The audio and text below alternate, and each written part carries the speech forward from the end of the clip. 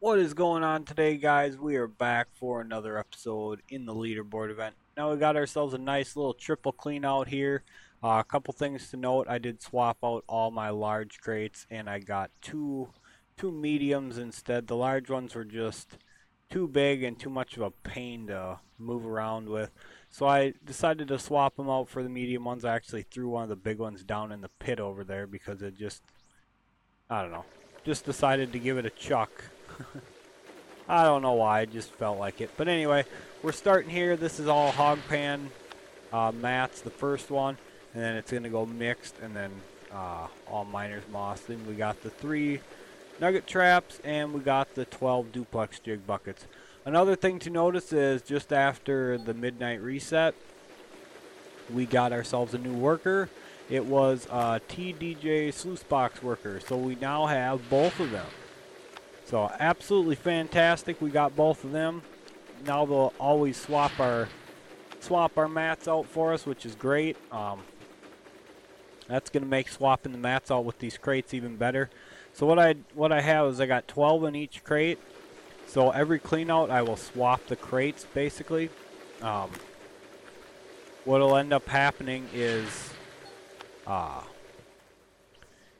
once the clean out's done, I will come and swap out the duplex jig buckets, swap out the hog pan mats, clean out the nugget trap, and then I'll jump up on top and I'll put a dirty mat in, grab a clean one out as we go. So that's going to go absolutely great. And these buckets look like they're going to be pretty nice for what they are. So, and as you guys can see, we do have lights up now, and it is very bright.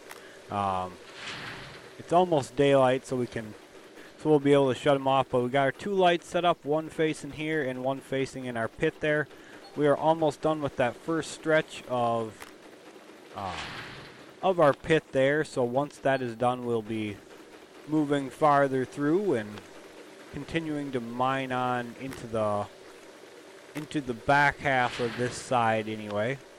But I was going to work on doing 5 cleanouts, but it's getting a little bit late. I don't think I would have been able to get 5 done before I head to bed tonight. So I wanted to make sure that I got these done with you guys and got the video edited so it can be posted up right away in the morning when I wake up. So probably somewhere around 6 a.m. you guys will see this.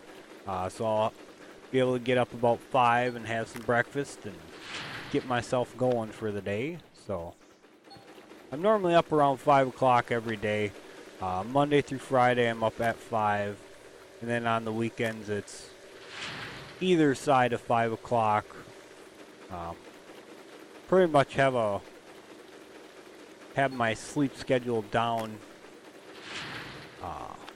pretty much to a science now. It's basically between midnight and 1 o'clock I go to bed, and I wake up about 5 o'clock every day, so that's pretty much down, and I can't change it. Doesn't matter how much I'd like to sleep in, I wake up no matter what.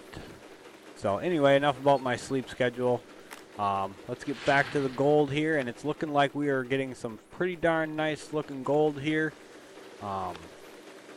Pretty happy with that, to be honest. One thing I was considering doing, but obviously we're not going to do right away, was I was considering getting the D-Rocker to start with instead of the shaker. The reason I didn't do that is we would have needed 2 water pumps for that, and we wouldn't have had the cash to do that anyway. But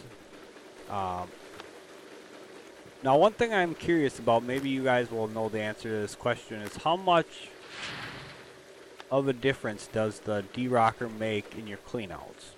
I know it's a lot faster getting the material through. It is so much quicker. But what I'm interested to know is how much better for your cleanout the D-Rocker actually is. Because I know, what is it, the duplex jigs swapping to the planters is like a 28% bonus. So that's quite a jump. But anyway, that's DLC stuff. Now again, I do plan on getting the DLC here sometime in the near future. I just never get around to doing it. I do want to try to compete in the DLC leaderboard event sometime. Obviously, we're not going to be this time around, but maybe what happens is we finish this event out, and I end up getting the DLC pack, and we play around with it a little bit in the off season, see how everything works. Um, then we'll have the extra cash to mess around with that stuff, because the Glacier Creek, the Franks, they're all gnarly expensive.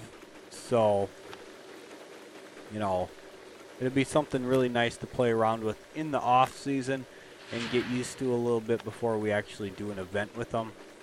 Now, with that being said, I have no idea how we'd start out, how we'd actually start out our leaderboard event, or rather start out any season with that setup as far as going into renting it. I'm assuming you could basically get everything, but you'd have to keep like the shaker until you got the water tower basically, or 2 water pumps. But I mean, everything else you could probably get away with renting. So like the trommel, the jigs, that sort of thing you could get away with renting, but you'd have to wait on the D-Rocker till you had a second water pump, and you'd have to wait on the Glacier Creek until you had the water tower for sure. I know that much. I know that much for sure because God, I can't remember where it was I even found that now, to be honest. Probably on the forum. I do go on the forum from time to time and check around, see what's going on.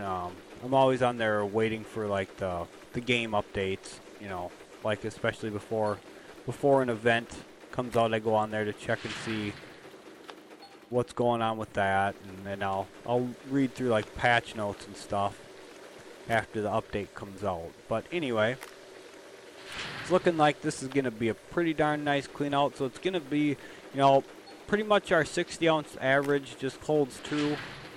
So again, I'm not disappointed in that at all. That's absolutely okay by me that we are getting the 60-ounce average. That works out just fine for me. But hopefully we can find a little bit better tiles as we go further in. I think we were basically, with the exception of 1 or 2 tiles up here, we didn't really get into anything that was like too great yet, I want to say. I think we only had 1 tile over 300 ounces, maybe it was 2. But so yeah, anyway, I'm hoping we find, you know what, we should actually check the gold map when we're done here and see exactly. But anyway, get that loaded up, because that's going to the magnetite facility with us. I'm shutting this thing off because, man, is it bright. And yeah, we don't need it anymore. It's bright out. I'm going to shut this one off as well. These things are absolutely fantastic, by the way. They work so well for mining, especially when it's dark or when it's raining, because it's always raining. It's either raining or snowing on the game. It never fails. Another thing to note is I did get another water splitter and hose setup, and the reason for that is I want to have my 3 wash tables set up on one, and then my hog pan set up on the other one. So basically what I do is when I go to do my wash, I unhook the 2 hoses, one that runs the shaker and the other one that runs the hog pan. So then we only have water flowing to our wash tables themselves. So now this is just more, it's not absolutely necessary right now, but it's more so to get into a good habit of doing that once we get the water tower. Because then, like I said, we could just unhook the hoses here, and then the water tower will use less water. But anyway, it's time to head on in, So we are going to stop at the magnetite facility first and drop off this little bit of magnetite. Now it's not a lot. 47% is probably going to be somewhere around 2,500-ish. I do say ish because it's not exact, but each bucket is roughly 5,000. I'm not sure what the exact number is, but I'm pretty sure every bucket's like 5,000 magnetite. And again, that's an ish. That's not exact number. So we will find out exactly what 47% gives us here in a couple seconds after we round the corner here and slide all over the place. And we're gonna swap the camera angle so it doesn't go bouncing around. I hate when you stop with the second camera angle because it just like quickly jerks you back then forward again. Not a fan of that. But anyway, let's see what we get. So we're at 393. Rip the cord and we got about 26 and a half. So, so each bucket's probably closer to 6K-ish. But anyway, guys, I'll meet you guys at the blacksmith for the next upgrade here. Alright, guys, let's go get our upgrade now. So, for the upgrade, we could either get max amount or we could get the cost. Actually, we might be able to get both. Haha, we can. Alright, well, that's all the level 1 upgrades done now. That's absolutely fantastic. Everything else is going to be a bit more expensive after that. So now we can smelt down, let us see, 80 at a time. That's great because I was planning on smelting down 160. So this is going to go pretty quick.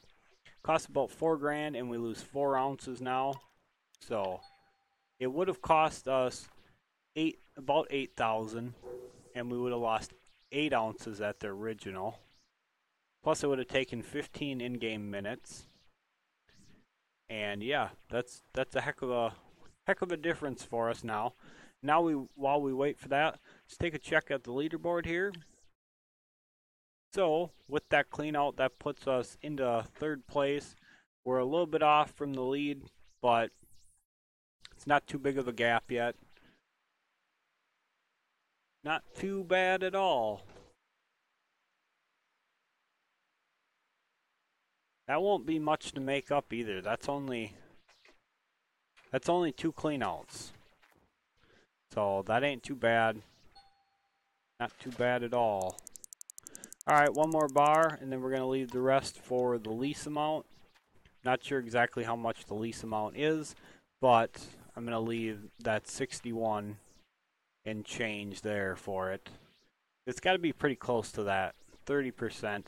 We got about 180 ounces, so yeah, it's got to be pretty close. Or rather, it's going to be close enough for my money anyway.